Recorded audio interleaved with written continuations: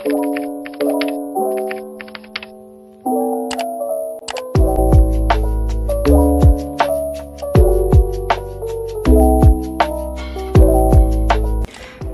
nama saya Putri Apriliani. Saya di sini akan membacakan materi pertama, yaitu Bab 1, Perlindungan Anak. Pengertian hukum perlindungan anak. Anak adalah tunas, potensi dan generasi muda penerus cita-cita bangsa, memiliki peran dan strategis, mempunyai ciri dan sifat khusus yang menjamin kelangsungan eksistensi bangsa dan negara. Pada masa depan, anak ditempatkan pada posisi yang paling mulia sebagai amanah yang maha kuasa yang memiliki peran strategis dalam menjamin kelangsungan eksistensi negara kita. Hukum perlindungan anak merupakan hukum yang menjamin hak-hak dan kewajiban anak. Hukum perlindungan anak berupa hukum adat, hukum perdata, hukum pidana, dan hukum acara perdata maupun pidana. Peraturan lain menyangkut anak. Perlindungan anak menyangkut berbagai aspek kehidupan agar anak-anak dapat tumbuh dan berkembang wajar sesuai dengan hak asasinya. Masalah perlindungan hukum bagi anak merupakan salah satu pendekatan untuk melindungi anak-anak Indonesia. Masalahnya tidak semata-mata didekati secara yuridis, tetapi perlu dipendekatan secara luas, yaitu ekonomi, sosial, dan budaya. Rumusan hukum perlindungan anak. Yang pertama, hukum perlindungan anak adalah suatu perlindungan manusia yang merupakan suatu kenyataan sosial apabila dilihat dari menurut proporsi yang sebenarnya secara dimensional. Hukum perlindungan anak itu beraspek mental, fisik, sosial, dan hukum.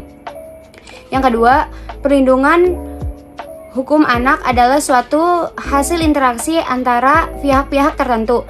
Akibat ada suatu interaksi antara fenomena yang saling mempengaruhi, perlu diteliti, dipahami, dan dihayati yang terlibat pada esensi perlindungan hukum anak tersebut. Yang ketiga, hukum perlindungan anak merupakan suatu tindakan individu yang dipengaruhi unsur-unsur sosial tertentu, masyarakat tertentu, seperti kepentingan atau menjadi motivasi lembaga-lembaga sosial, keluarga, sekolah, pesantren, pemerintah, dan sebagainya. Nilai-nilai sosial, norma, hukum. Yang keempat, perlindungan anak dapat menimbulkan permasalahan hukum yuridis yang mempunyai akibat hukum yang harus diselesaikan dengan berpedoman berpenghasilan. Yang kelima, perlindungan anak tidak dapat melindungi anak karena hukum hanya merupakan alat atau sarana yang dipakai sebagai dasar atau pedoman orang yang melindungi anak. Jadi, yang terpenting di sini adalah cara pembuatan undang-undang yang berkaitan dengan perlindungan anak. Yang keenam, perlindungan hukum anak ada dalam berbagai hukum karena berkepentingan anak ada dalam bidang kehidupan keluarga, bermasyarakat, bernegara, dan berbangsa. Kebutuhan terhadap perlunya perlindungan hukum terhadap anak dapat mencakup berbagai bidang atau aspek, antara lain yang pertama, perlindungan terhadap hak asasi manusia atau kebebasan anak. Yang kedua, perlindungan anak dalam proses peradilan. Yang ketiga, perlindungan kesejahteraan anak dalam lingkup keluarga, pendidikan, lingkungan, dan lingkungan sosial. Yang keempat, perlindungan anak dalam masalah pemahaman dan perampasan kemerdekaan. Yang kelima, perlindungan anak dalam segala berbentuk eksploitasi, perbudakan, perdagangan anak, pelacuran, atau pornografi. Yang keenam, perlindungan anak-anak jalanan. Yang ketujuh, perlindungan anak dari akibat-akibat peperangan konflik bersenjata. Yang kedelapan, perlindungan anak terhadap tindak kekerasan. Selanjutnya, konsep dari lingkungan perlindungan hukum bagi anak adalah bagi semua kebijakan relatif produk perundang-undangan yang berkaitan dengan anak harus bermuara dengan penegakan kebebasan anak, penegakan hak asasi anak, dan terwujudnya kesejahteraan anak. Aspek hukum perlindungan anak lebih dipusatkan kepada anak-anak yang diatur hukum, bukan kewajiban. Mengingatkan secara hukum yuridis anak belum dibebani kewajiban. Perlindungan hukum bagi anak menyangkut banyak hal. Pertemuan kelompok ahli PBB United National Expert Group Meeting di Vienna, Australia yang berlangsung pada tanggal 30 Oktober sampai 4 November 1994 lebih menekankan pada masalah-masalah berikut. Yang pertama, masalah working children.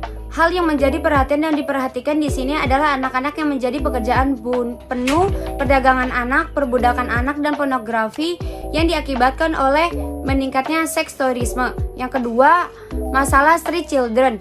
Banyak anak-anak di seluruh dunia yang harus hidup sebagai anak jalanan. Yang sempat memperhatikan adalah bahwa mereka berjuang sendiri demi mempertahankan hidupnya. Yang ketiga, masalah children in armed conflict.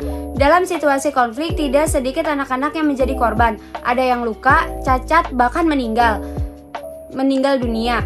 Yang keempat, masalah urban war zones.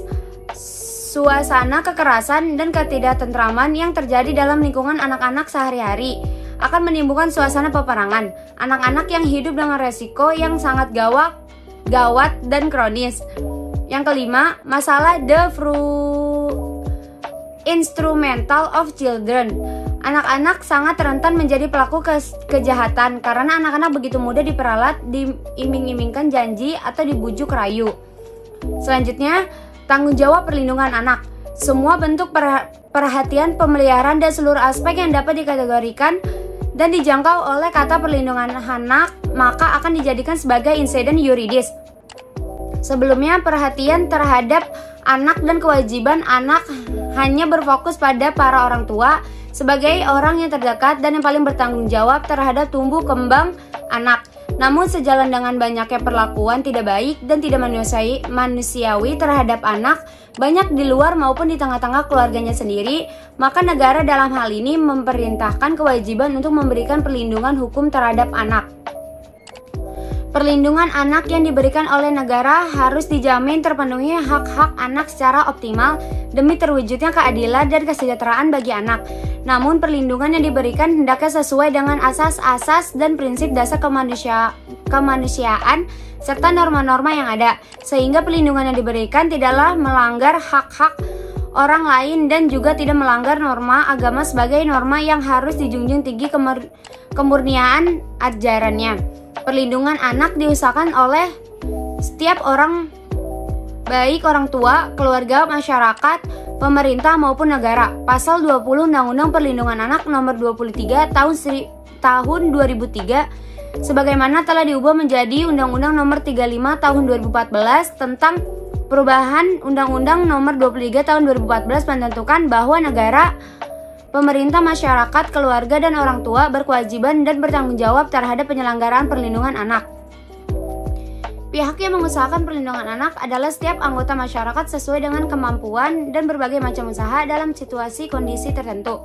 Setiap warga negara ikut bertanggung jawab terhadap dilaksanakannya perlindungan anak demi kesejahteraan anak. Kebahagiaan anak merupakan kebahagiaan bersama, kebahagiaan yang dilindungi dan kebahagiaan yang melindungi.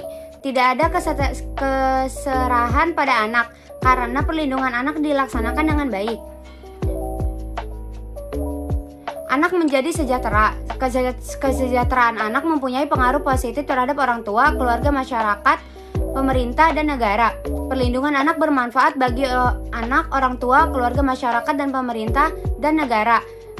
Sejatinya anak membutuhkan pihak-pihak tertentu, baik orang tua, keluarga, masyarakat, dan pemerintah ataupun negara, selaku pembuat regulasi, regulator body, pelaksanaan pemenuhan hak-hak anak, eksekutif body, dan pengembangan kewajiban negara, state obligation.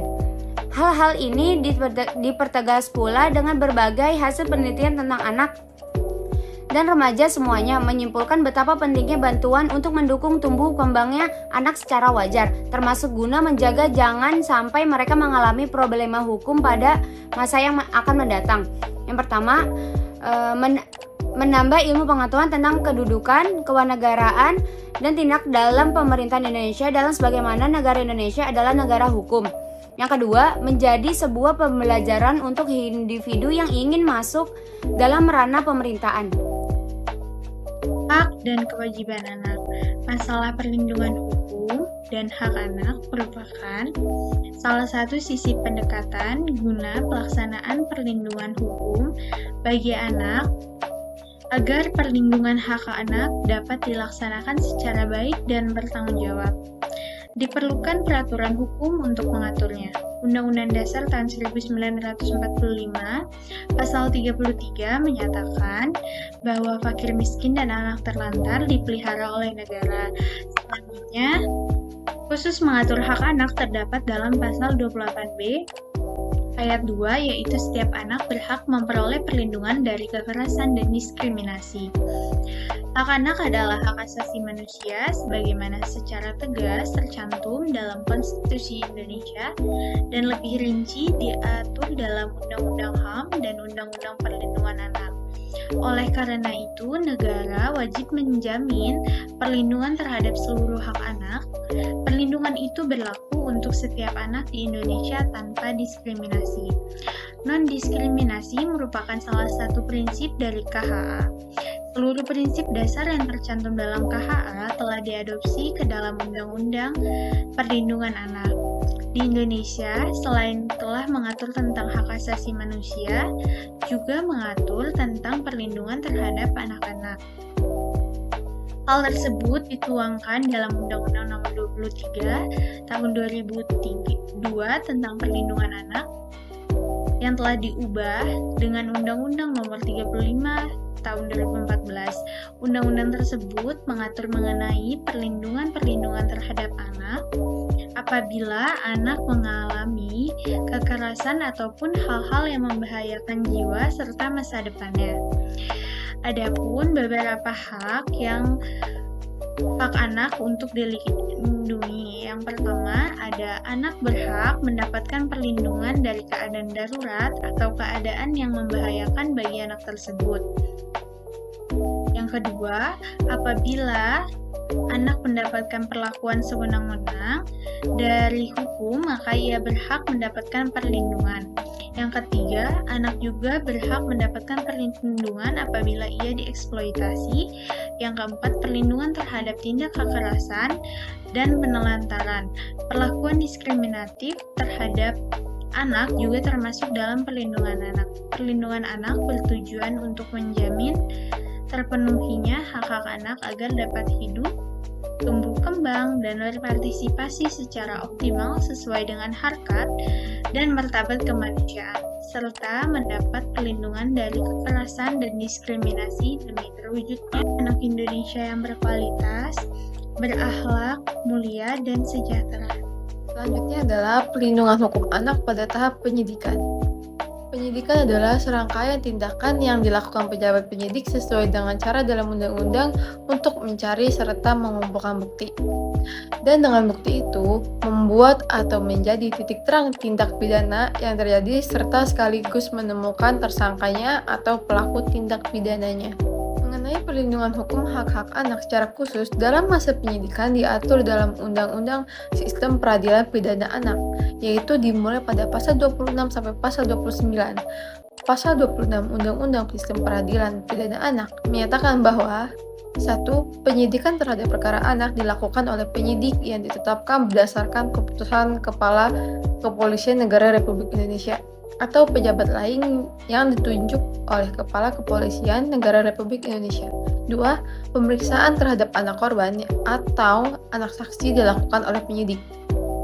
3. Syarat untuk dapat ditetapkan sebagai penyidik sebagaimana dimaksud pada ayat 1 meliputi A. Telah berpengalaman sebagai penyidik, B. Mempunyai minat, perhatian, dedikasi, dan memahami masalah anak. C. Telah mengikuti pelatihan teknis tentang peradilan anak. 4. Dalam hal belum terdapat penyidik yang memenuhi persyaratan, sebagaimana dimaksud pada ayat 3, tugas penyidikan dilaksanakan oleh penyidik yang melakukan tugas penyidikan tindak pidana yang dilakukan oleh orang dewasa.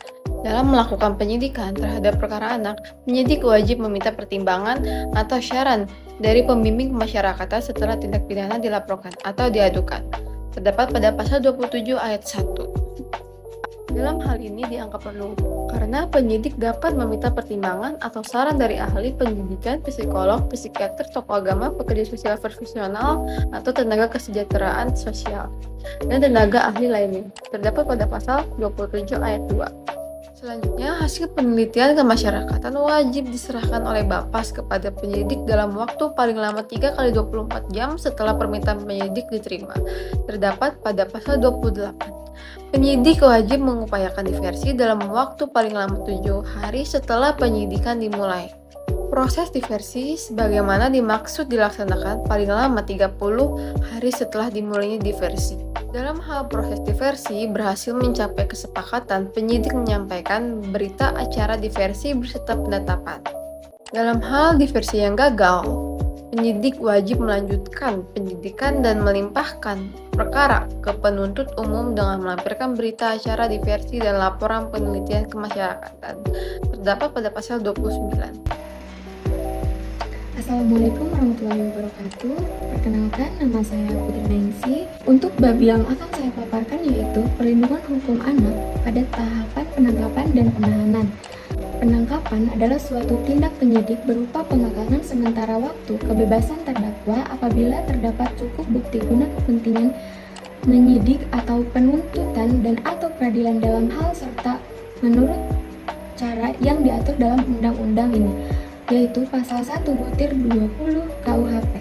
Penahanan sebagaimana ditentukan dalam pasal 1 angka 21 KUHAP dalam penempatan tersangka atau terdakwa di tempat tertentu oleh penyidik atau penuntut umum atau hakim dengan penempatannya dalam hal serta menurut cara yang diatur undang-undang secara khusus mengenai perlindungan hukum hak-hak anak dalam penangkapan dan penahanan diatur dalam Undang-Undang Sistem Peradilan Pidana Anak yaitu pasal 30-41. Hal ini memiliki makna bahwa penahanan tidak dapat dilakukan terhadap anak yang belum mencapai usia 14 tahun dan melakukan suatu tindak pidana. Yang pertama, penahanan sebagaimana dimaksud dalam pasal 32 untuk kepentingan penyidik dilakukan paling lama 7 hari. Kedua, jangka waktu penahanan sebagaimana dimaksud pada ayat 1 atas permintaan penyidik dapat diperpanjang oleh penuntut umum paling lama 8 hari. Yang ketiga, dalam hal jangka waktu bagaimana dimaksud pada ayat 2 telah berakhir anak wajib dikeluarkan demi hukum. Jangka waktu penahanan bagaimana dimaksud pada ayat 1 atas permintaan penuntut umum dapat diperpanjang oleh hakim pengadilan negeri paling lama 5 hari. Apabila jangka waktu sebagaimana dimaksud pada ayat 2 telah berakhir, anak wajib dikeluarkan demi hukum. Dalam hal penahanan dilakukan untuk kepentingan pemeriksaan di sidang pengadilan, hakim dapat melakukan penahanan paling lama 10 hari. Jangka waktu tersebut atas permintaan hakim banding dapat diperpanjang oleh Ketua Pengadilan Tinggi paling lama 15 hari. Jika dalam jangka waktu sebagaimana dimaksud telah berakhir dan hakim banding belum memberikan putusan, anak wajib dikeluarkan demi hukum. Dalam hal penahanan terpaksa dilakukan untuk kepentingan pemeriksa di tingkat kasasi. Hakim kasasi dapat melakukan penahanan paling lama 15 hari. Jangka waktu sebagaimana dimaksud atas permintaan hakim kasasi dapat diperpanjang oleh Ketua Mahkamah Agung paling lama 20 hari. Dalam jangka waktu sebagaimana dimaksud telah berakhir dan hakim kasasi belum memberikan keputusan, anak wajib dikeluarkan demi hukum. Para pejabat melakukan penangkapan atau penahanan wajib memberikan kepada anak dan orang tua atau wali mengenai hal memperoleh bantuan hukum. Saya akan menjelaskan tentang perlindungan hukum anak pada tahap penuntutan. Penuntutan adalah tindakan penuntut umum untuk melimpahkan perkara pidana ke pengadilan negeri yang berwenang dalam hal dan menurut cara yang diatur dalam undang-undang ini dengan permintaan supaya diperiksa dan diputus oleh hakim di sidang pengadilan. Mengenai perlindungan hukum terhadap hak-hak anak dalam masa penuntutan secara khusus diatur dalam Undang-Undang Sistem Peradilan Pidana Anak yaitu pada pasal 41 dan pasal 42. Pasal 41 menentukan bahwa penuntutan terhadap perkara anak dilakukan oleh penuntut umum yang ditetapkan berdasarkan keputusan jaksa atau pejabat lain yang ditunjuk oleh jaksa agung. Adapun syarat untuk dapat ditetapkan sebagai penuntut umum adalah meliputi yang pertama itu ada telah berpengalaman sebagai penuntut umum. Yang kedua, mempunyai minat perhatian, dedikasi, dan memahami masalah anak. Dan yang ketiga, telah mengikuti pelatihan teknis tentang peradilan anak. Dalam hal belum terdapat penuntut umum yang memenuhi persyaratan sebagaimana dimaksud, Tugas penuntutan dilaksanakan oleh penuntut umum yang melakukan tugas penuntutan bagi tindak pidana yang dilakukan oleh orang dewasa. Selanjutnya, penuntut umum wajib mengupayakan diversi paling lama 7 hari setelah menerima berkas perkara dari penyidik. Diversi tersebut dilaksanakan paling lama 30 hari. Dalam hal proses diversi berhasil mencapai kesepakatan, penuntut umum menyampaikan berita acara diversi beserta kesepakatan diversi kepada Ketua Pengadilan Negeri untuk dibuat penetapan jika diversi gagal. Penuntut umum wajib menyampaikan berita acara diversi dan melimpahkan perkara ke pengadilan dengan melampirkan laporan hasil penelitian kemasyarakatan. Perlindungan hukum anak pada tahap persidangan. Keputusan hakim dalam dunia peradilan pidana disebut sebagai vonis.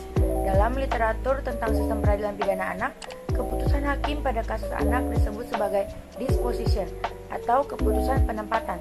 Hakim anak sebagai pemutus perkara anak perlu memperhatikan sejumlah pertimbangan baik dari anak, orang tua, pembimbing kemasyarakatan, ahli ilmu tingkah laku, dan pihak-pihak lain yang terkait agar putusannya dapat menjamin perlindungan dan kesejahteraan anak.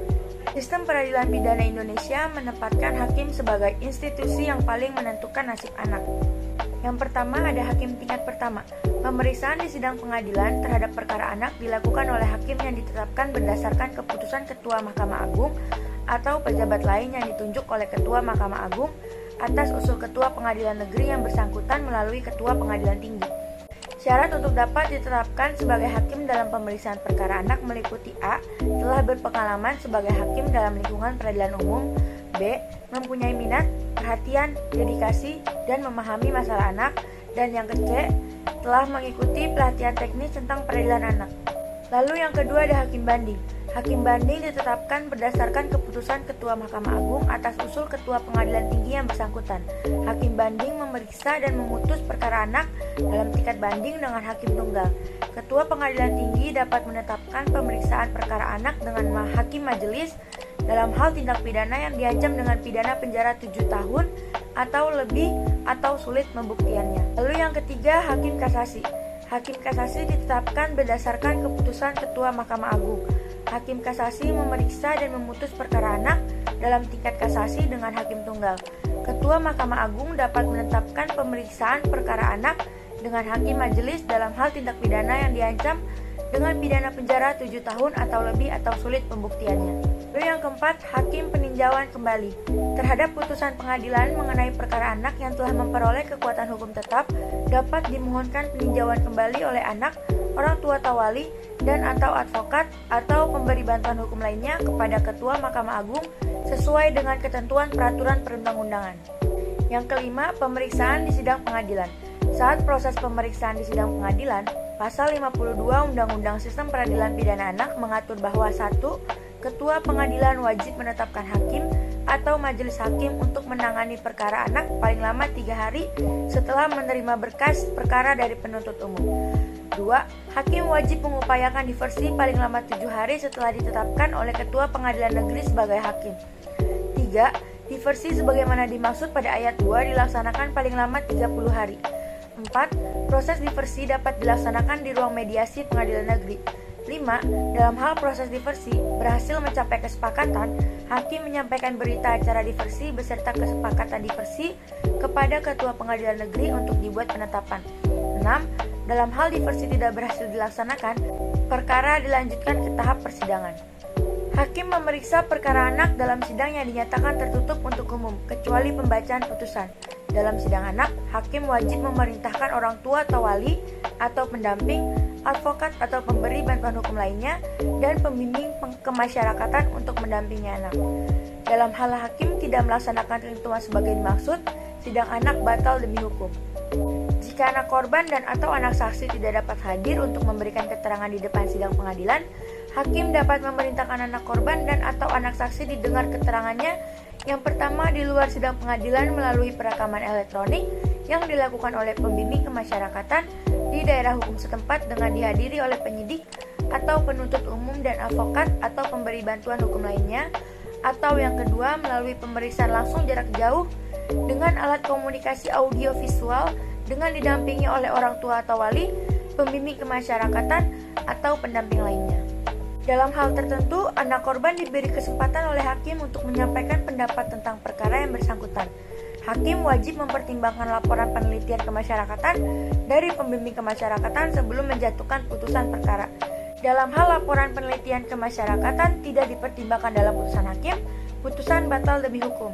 Pembacaan putusan pengadilan dilakukan dalam sidang yang terbuka untuk umum dan dapat tidak dihadiri oleh anak. Mengenai identitas anak korban dan atau anak saksi tetap harus dirahasiakan oleh media massa dengan hanya menggunakan inisial tanpa gambar.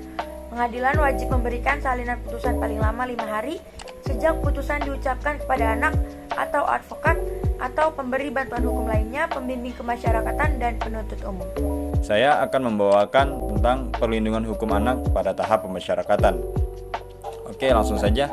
Anak yang telah dijatuhi sanksi pidana dan ditempatkan dalam lembaga pemasyarakatan disebut sebagai anak didik masyarakatan. Dan adapun anak didik masyarakatan yaitu adalah 1. Anak pidana, yaitu anak yang berdasarkan putusan pengadilan menjalani pidana di lapas, dan anak paling lama sampai berumur 18 tahun. Lalu ada anak negara, yaitu anak yang berdasarkan putusan pengadilan diserahkan pada negara untuk dididik dan ditempatkan di lapas. Anak paling lama sampai berumur 18 tahun. Lalu yang terakhir ada anak sipil, yaitu anak yang atas permintaan orang tua atau walinya memperoleh penetapan pengadilan untuk dididik di lapas, dan anak paling lama sampai berumur 18 tahun. Lalu ada sistem pemasyarakatan yang berfungsi menyiapkan warga binaan pemasyarakatan agar dapat berintegrasi secara sehat dengan masyarakat, sehingga dapat berperan kembali sebagai anggota masyarakat yang bebas dan bertanggung jawab. Selanjutnya ada anak didik di LPKA, adalah anak yang sedang mengalami krisis, sedang berada di persimpangan jalan, mengalami disosialisasi dengan masyarakat, dan merencanakan kehidupan setelah keluar dari LPKA. Anak didik tentunya sangat berbeda dengan narapidana dewasa. Walaupun demikian, mereka tetap memiliki masa depan dan harus diberikan kesempatan untuk dapat meraih kehidupan masa depannya yang lebih cerah. Untuk itu, anak didik harus dibina dan dibimbing dengan cara-cara yang mampu membuatnya menjadi seseorang yang dapat bermanfaat bagi keluarganya, masyarakat, agama, bangsa, dan negara khususnya. Di dalam LPKA, anak dibina dan dibimbing oleh petugas kemasyarakatan yang terdiri atas A. Pembimbing kemasyarakatan. Pembimbing kemasyarakatan adalah pejabat fungsional penegak hukum yang melaksanakan penelitian kemasyarakatan, pembimbingan, pengawasan, dan pendampingan terhadap anak dan di dalam dan di luar proses peradilan pidana. Lalu ada pekerja sosial profesional. Pekerja sosial profesional adalah seorang yang bekerja baik di lembaga pemerintah maupun swasta yang memiliki kompetensi dan profesi pekerjaan sosial serta kepedulian dalam pekerjaan sosial yang diperoleh melalui pendidikan, pelatihan, atau pengalaman praktik pekerjaan sosial untuk melaksanakan tugas pelayanan dan penanganan masalah sosial anak. Dan yang terakhir ada tenaga kesejahteraan sosial. Nah, tenaga kesejahteraan sosial ini adalah seseorang yang dididik dan dilatih secara profesional untuk melaksanakan tugas pelayanan dan penanganan masalah sosial dan atau seseorang yang bekerja baik di lembaga pemerintah maupun swasta yang ruang lingkup kegiatannya di bidang kesejahteraan sosial anak. Penelitian kemasyarakatan, pendampingan, pembimbingan, dan pengawasan terhadap anak dilakukan oleh pembimbing kemasyarakatan. Dan apabila belum terdapat pembimbing kemasyarakatan yang memenuhi persyaratan sebagaimana dimaksud, maka tugas dan fungsi pembimbing kemasyarakatan dilaksanakan oleh petugas LPKA atau LPAS. Cukup sekian dari saya. Terima kasih. Wassalamualaikum warahmatullahi wabarakatuh.